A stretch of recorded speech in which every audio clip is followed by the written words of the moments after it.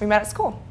That's right. We were on the rowing team together. We met at a comedy show. It was a blind date. It was OkCupid. Really, I met him like in a ravine, at like a kegger in the woods. I loved his honesty and his personality. He's just very sweet and I mean, he's gorgeous, of course. He was like giving me some life advice and I was like, oh, I never thought of him this way until now. I've dated Asian guys. Fine. I've dated like generic white guys like you, and then like a Jewish guy. I don't know if that's considered like. Jewish guy? I'm very open to date anybody. Like I haven't actually really dated that many or any Germans really. Because I think attraction goes much further than just your physical appearance too, you know.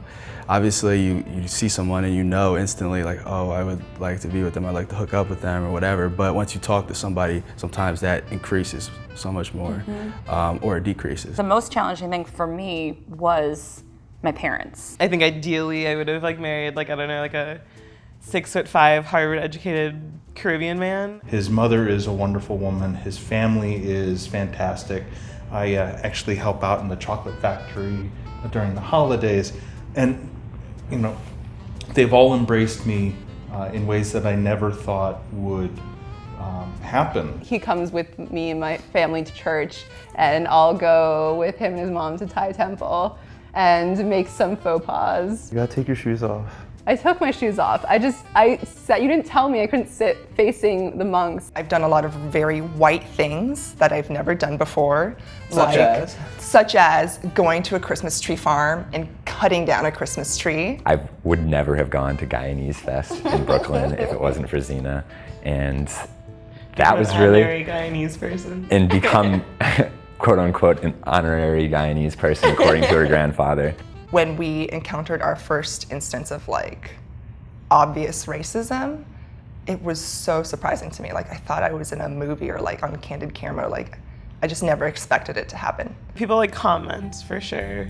Sometimes we get old lady glares, or like the one time on the plane when the kids just like kept turning around and just staring at us. I think we've been spoiled because we live in New York, which is, I mean, you go Brooklyn at that. Yeah, So we live it's in like, Brooklyn. yeah. I mean, if it is, you're almost looked at judgingly if you don't have a mixed race baby. I've had the question before where I'm talking about my boyfriend and then I show a picture or mention something about you being Asian, and there's definitely a reaction like, oh, your boyfriend's Asian? We like just closely passed by this guy and he yelled something at her. You called something. Yeah. And then I stopped and I confronted him, and then he called me the N-word and he said, you guys are the problem. She goes, oh, this is so disgusting. Then she goes, so do you like Orientals? And then you had a very smart comment. Right. I said something to the effect of, I like this I one. like this person. You could definitely get the feeling that guys were like, what are you doing with this beautiful woman?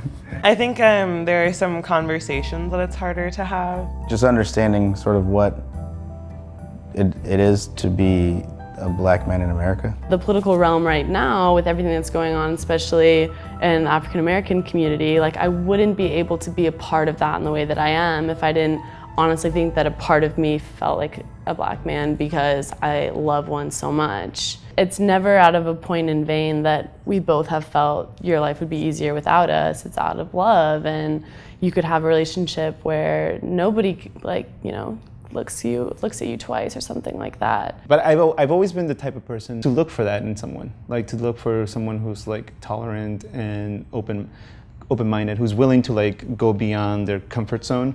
It's rewarding at the same time. I get to live in a world that I never knew existed before. I mean, I got the Greek part, the Colombian part. It's all crazy and I love it. You have so many more experiences. You have so many different things to share. Many years ago, I took 5 years of Spanish. He jokes around about that all the time. But I had taken Spanish many years ago in high school. And I didn't remember any of it because I never thought that it was going to be applicable to my life. And then I met him, and it's very applicable. So I'm learning a lot from him. He's making me into a better human being, I have to say. You. Yeah. No, I don't tell you this, but you do. You are. Oh, so, yeah. you. Yeah. It's a wonderful blessing that every day I get to learn from Conrad and teach him more, and I think we are better people because we are different and we are together. But we're not even that different.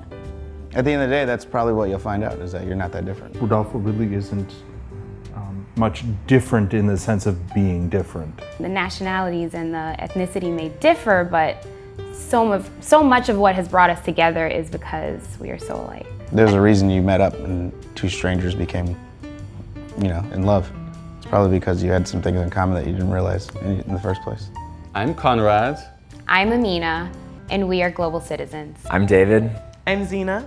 And we are global citizens.